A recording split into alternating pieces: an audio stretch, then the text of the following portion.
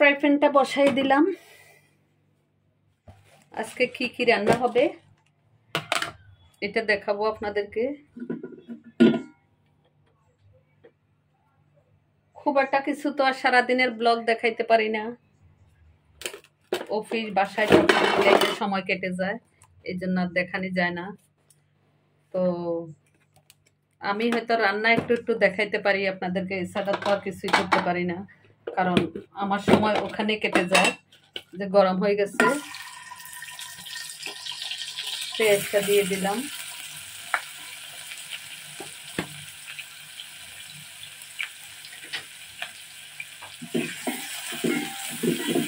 আমি এখানে কি রান্না করব আপনাদেরকে দেখাবো, সাথে থাকেন।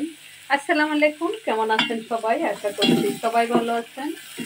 আলহামদুলিল্লাহ, আমি নীলুফা সিলেট থেকে, আল্লাহর রহমতে আমি ভালো আছি। পেঁয়াজ বাটা দিয়ে দিলাম একটু। তারপরে এটা হলো বুটের ডাল রান্না করবো আজকে। বুটের ডালে আমি আবার আদা ইউজ করি, আদাটা দিয়ে দেব, খুব বেশি দেব না, অল্প করে দেব। আর এটা মাংসের সাথে কোনো তরকারি বা কোনো মাংস, কোনো মুরগি কিছুই দেওয়া হবে না। এটা শুধু নিরামিষ রান্না করব, ধনিয়া পাতা কাঁচামরিচ দিয়ে নিরামিষ রান্না করব।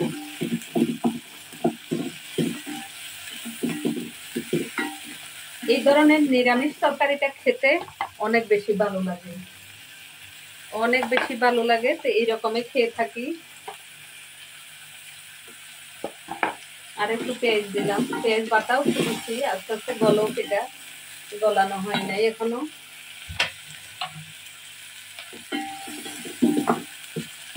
আপনারা যদি পেঁয়াজটা কিউব করে রাখেন বা আদাটা কিউব করে রাখেন, আপনারা চুলায় যখন আগুনের কাছে তো কিছুই থাকে না, আগুনে যখন দিবেন তখন এমনিতেই গলে যাবে। ঠিক আছে, এই যে গলে গেছে, মশলাটা গলে গেছে। এখন হলুদ মরিচ দিয়ে দেব,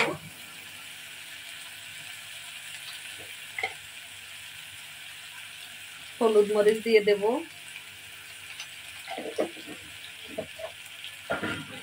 আমি বুটের ডালটা প্রায় সময় নিরামিষ রান্না করি।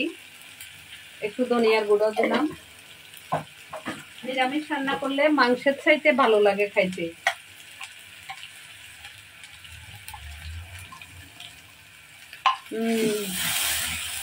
মরিচের গুঁড়া শেষ,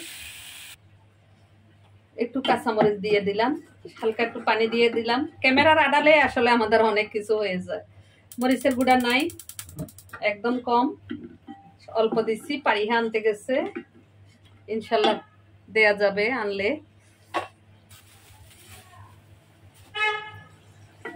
কাঁচামরিচের এত বেশি দাম যে সীমা ছাড়া। কাঁচামরিচের এত বেশি দাম আমি তো জানতাম না। কত কাঁচামরিচ পচে যায় ঘরের মধ্যে। আর কালকে আনতে গিয়ে দেখি কাঁচামরিচের অনেক দাম। লবণটা দিয়ে দিলাম।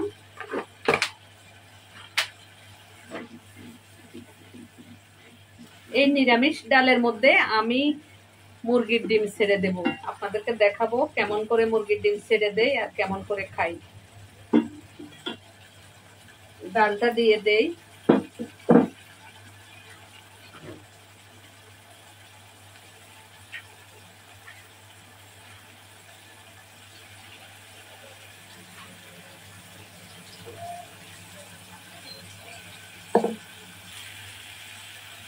আমি ডালটা এখন দিয়ে দিচ্ছি।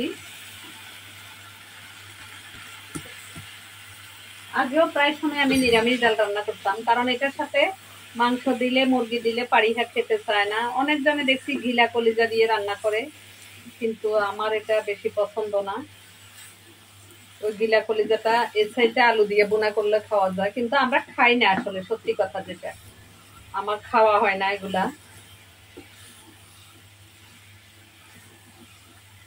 আপনারা যারা বুটের ডাল নিরামিষ কখনো রান্না করে খান নাই, বা নতুন যারা আছেন, যারা দেশের বাইরে থাকেন, যদি আমার ভিডিও দেখে থাকেন, আমার ভিডিও দেখে রান্নাটা করতে পারবেন ইনশাল্লাহ, আশা করি। আপনারা আমার সাথে থাকবেন, লাইক কমেন্ট শেয়ার করবেন এবং পুরো ভিডিওটা দেখবেন, তাইলে বুঝতে পারবেন যে কিভাবে রান্না করছি। এই যে কিউব যে দিয়েছিলাম, সবগুলা গলে গেছে, সব কিউব গলে এখন মশলা হয়ে গেছে। মরিচের গুঁড়া আসলে একটু মরিচের গুঁড়া দেবো শুধু। যারা মরিচ কম খায় কাঁচা মরিচও দিয়ে, এই জন্য কাঁচা মরিচ কিছু আমি আগে দিলাম, পরে কিছু দেবো ওইটার জন্য। একটু বেজে নিলে মজা লাগে খেতে, এই জন্য একটু বেজে নিচ্ছি আগে।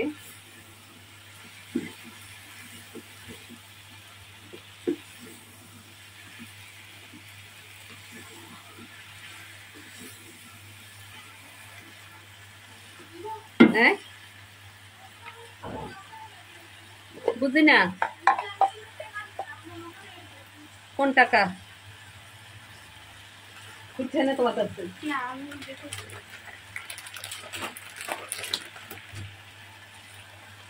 মরিচের গুঁড়া একটু দিয়ে দিলাম।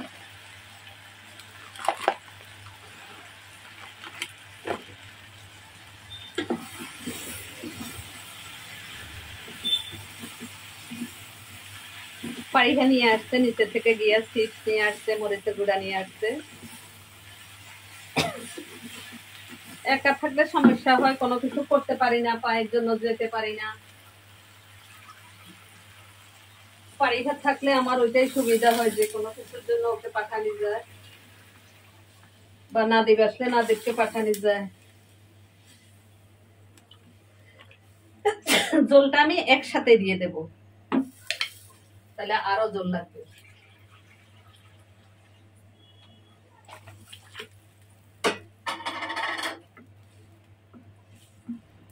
আরো একটু লাগবে, কারণ এগুলো সিদ্ধ হবে, আর আমি একটু জল জল রান্না করব। এখন ঢাকনাটা দিয়ে দেব।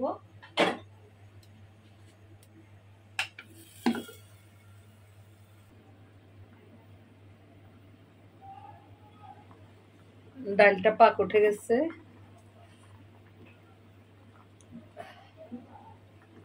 ভালো লাগতেছে দেখতে।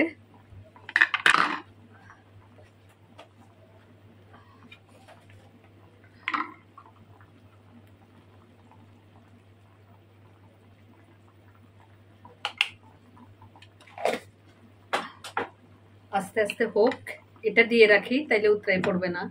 কাঠের এটা দিয়ে রাখি, সাথে থাকবেন, তাহলে পুরো ভিডিওটা দেখলে বুঝতে পারবেন। যদি আপনারা চান এভাবে করে রান্না করে খেতে পারবেন। এখানে 4টা শুকনা মরিচ ছিল, দিয়ে দিলাম। তারপরে আরো 3টা কাঁচা মরিচ আছে, দিয়ে দেই। এই এগুলা দিয়ে দিলাম, আর মরিচ দেওয়ার দরকার নাই, হয়ে যাবে।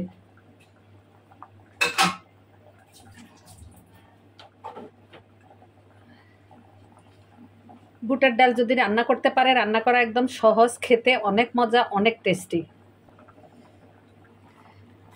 আমি যদি একটু দাঁড়ায় রান্না করি, বেশি সময় একটু দাঁড়ায় থাকি, তাইলে হাঁটুর জন্য আর হাঁটতে পারি না। চিকিৎসা করেও কিছু হচ্ছে না, জানি না কি করব, আল্লাহ কি করবে। আল্লাহর উপর সব ভরসা। আল্লাহর কাছে সবাই দোয়া করবে তোমরা, যেন আমার পাওটা ভালো হয়ে যায়।